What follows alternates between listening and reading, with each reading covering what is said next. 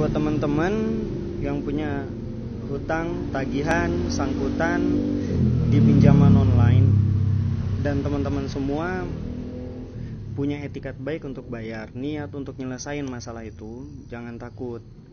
Teman-teman bisa aja ngomong baik-baik DC-nya, atau teman-teman juga bisa melakukan inisiatif langsung untuk hubungi customer service, biasanya lewat email atau lewat telepon, boleh juga, untuk ngajuin restrukturisasi. Nah, restrukturisasi ini adalah salah satu solusi buat teman-teman untuk nyelesain masalah hutang di pinjaman online. Restrukturisasi ini juga udah diatur oleh OJK. Hanya saja ada beberapa pinjaman online resmi atau legal yang terdaftar di OJK yang seolah-olah menutupi hal ini dengan dalih restrukturisasi itu tidak berlaku di perusahaan mereka.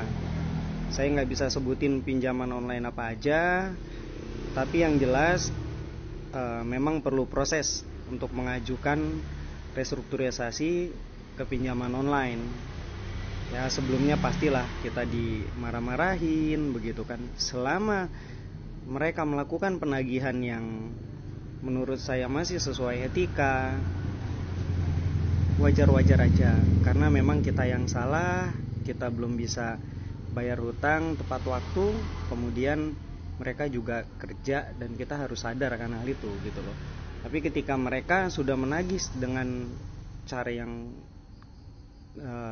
ya tidak manusiawi begitu, ada baiknya teman-teman simpan buktinya, kemudian teman-teman bisa adukan ke AFPI atau ke OJK langsung. Perihal restrukturisasi, saran saya coba teman-teman lengkapi dulu persyaratannya begitu kan, bukti-bukti konkret yang bisa menunjukkan kalau memang kita ini lagi sulit dan terdampak COVID begitu. Misal surat pemutusan hubungan kerja atau surat keterangan tidak mampu gitu loh, bagi pemilik usaha kecil, mikro dan menengah, UMKM maksudnya. Oke, ini beritanya ada jelas sekali, aturan juga sudah jelas. Pokoknya saran saya, selama kita niat baik mau nyelesain hutang-hutang kita, jangan pernah takut, jangan pernah lari dari masalah. Sebesar apapun hutang kita akan selesai kalau kita cicil, begitu juga sebaliknya. Sekecil apapun hutang kita, kalau kita abaikan, kita biarkan, kita diamkan begitu aja, sampai kapanpun gak selesai.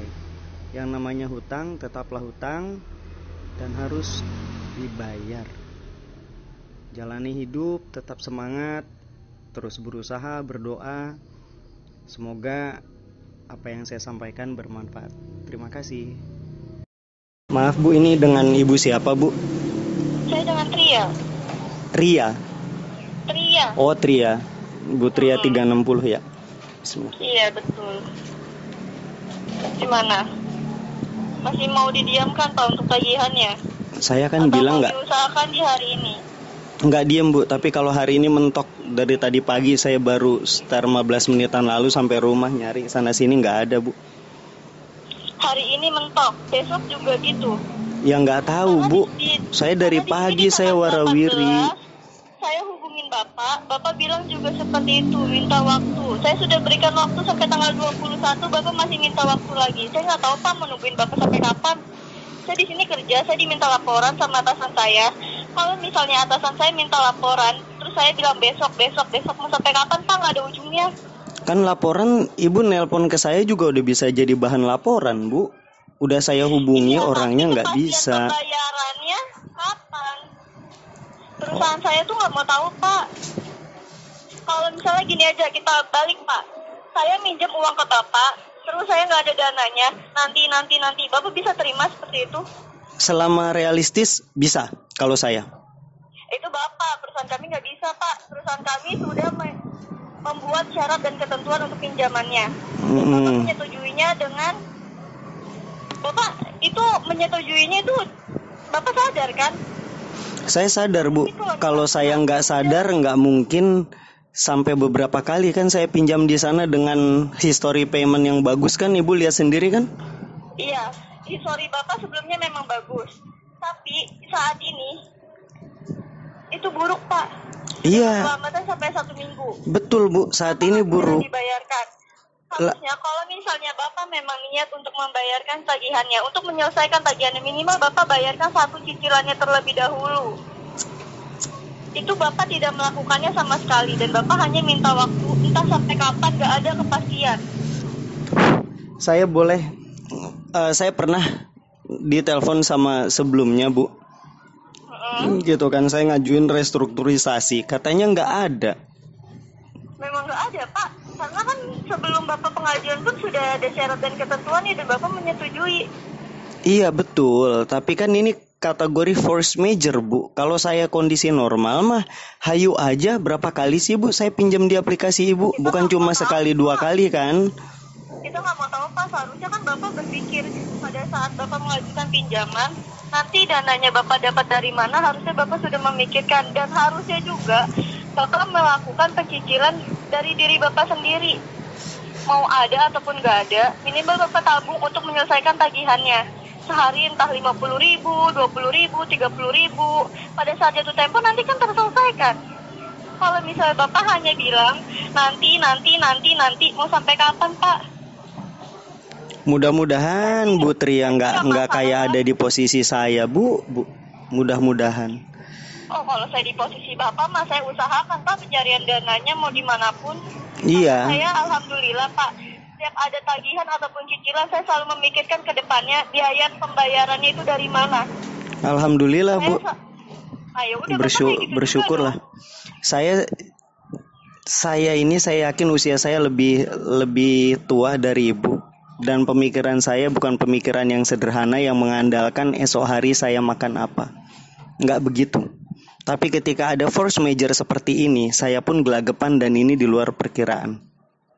Iya, Bapak di sini mencantumkan penghasilannya 5 juta, harusnya betul. Nggak masalah dong Pak. Kalau misalnya tagihannya aja masih 1.200.000. Ibu paham force major kan?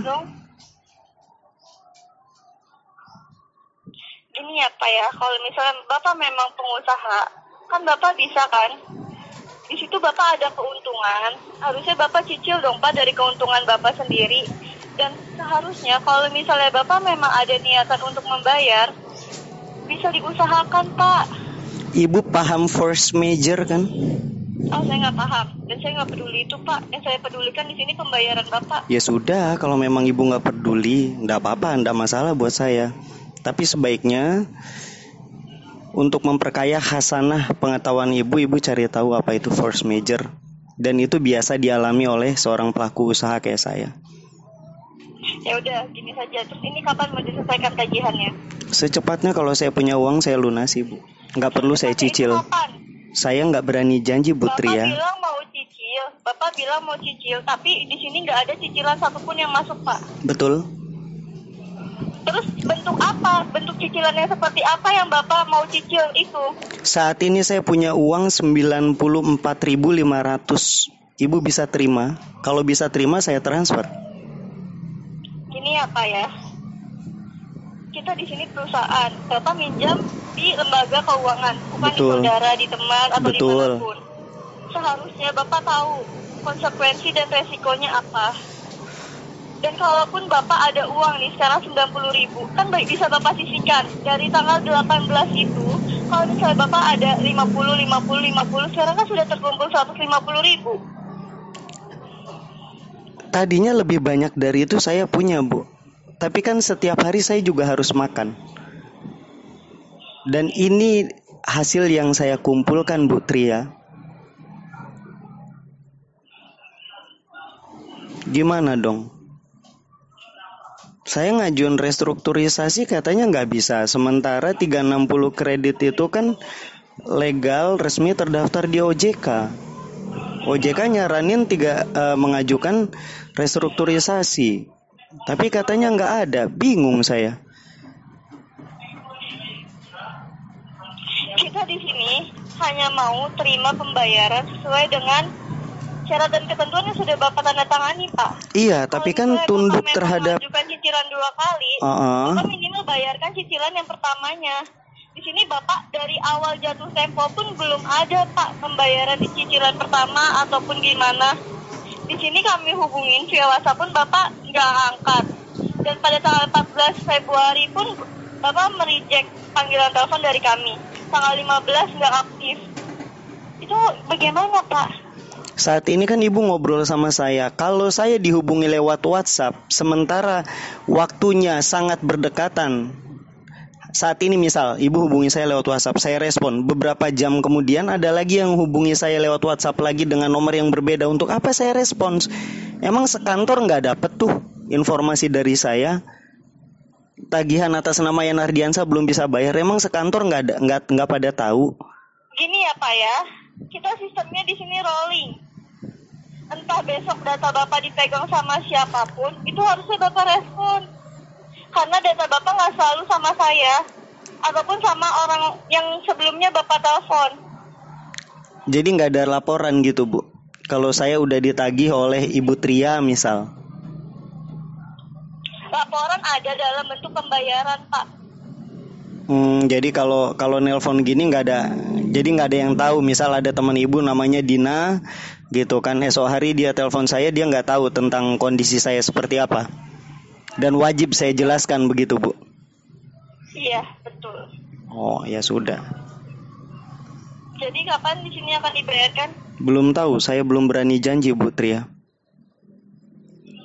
Oke, kalau begitu berarti kalau misalnya data Bapak di blacklist dari OJK, Bapak sudah siap ya? Silakan, Bu, saya siap terima resikonya semua kok. Memang kesalahan saya. Kalau begitu nanti akan saya ajukan untuk pemblacklistan data Bapak ya. Monggo, enggak apa-apa, Bu. Oke, kalau gitu terima kasih Pak atas waktunya. Selamat sore. Sore, Bu Tria. Dan oleh desa yang satu ini saya diancam akan dipidanakan. Petri, dengar aku. Ini aku, SpongeBob. Aku butuh bantuanmu. Susahnya jawab. Kalau nggak mau dibuat hukum pidana. Ya udah, Bapak mau laporkan delik hukumnya, silakan laporkan. Saya pun akan saya juga punya banyak bukti kok. Makanya, ya kan? Makanya saya laporkan, ya kan? Go ahead. Laporkan, nanti surat-suratnya, berkas-berkasnya juga saya kirimkan ke Pak RT atau RW-nya, gitu ya. Kan biar tahu juga kalau warganya itu seperti ini kelakuannya, gitu loh. Ya, bukan Anda saja yang tahu. Itu pencemaran nama baik namanya. Tuh, bukan pencemaran nama baik. Loh. Biar tahu, Pak, biar tahu kalau punya utang nggak dibayar, kalau punya tagihan nggak dibayar, gitu loh. Oh, apa? Apa lagi? Enggak, SOP-nya begitu, Pak. Loh. Boleh saya tahu? Ntar dulu. Boleh saya tahu delik hukumnya dari mana? Landasan hukumnya dari mana? Ketika seseorang berhutang dan belum bisa bayar, belum melakukan pembayaran, maka orang lain bisa terlibat. Apalagi perangkat pemerintahan, RT, RW dan lain sebagainya bisa terlibat. Loh ya kan itu kan terserah kita, Pak. Pak, Anda di sini kan juga intinya kan bikin aturan sendiri. Anda seharusnya bayar di jatuh tempo sebelum jatuh tempo, kok malah sekarang ini setelah jatuh tempo pun masih belum membayarkan. Emang itu aturan saya, Pak. Emang ketidakmampuan seseorang itu Saya juga punya aturan, perusahaan saya juga punya aturan, Pak. Oh ya, begitu? Ya. Masa? Oh ya. Anda buat aturan sendiri, saya nak jidat Anda sendiri. Saya pun juga bisa, kami pun juga bisa buat aturan sendiri, sesuai jidat kami juga. Ya kan? Kita kok repot. Loh. Ya kan? Sekarang begini. Apalagi. Ya kan? Bapak katanya mau ngirimin kolektor ke sini. Ya kan? Kemarin. Ya kan? Kalau pakai kolektor ya. Lama Anda di sana pun, di lokasi pun juga nanti banyak alasan, gitu aja loh. Loh. Ya, kita selesaikan di pengadilan, udah jangan banyak bicara lagi. Loh.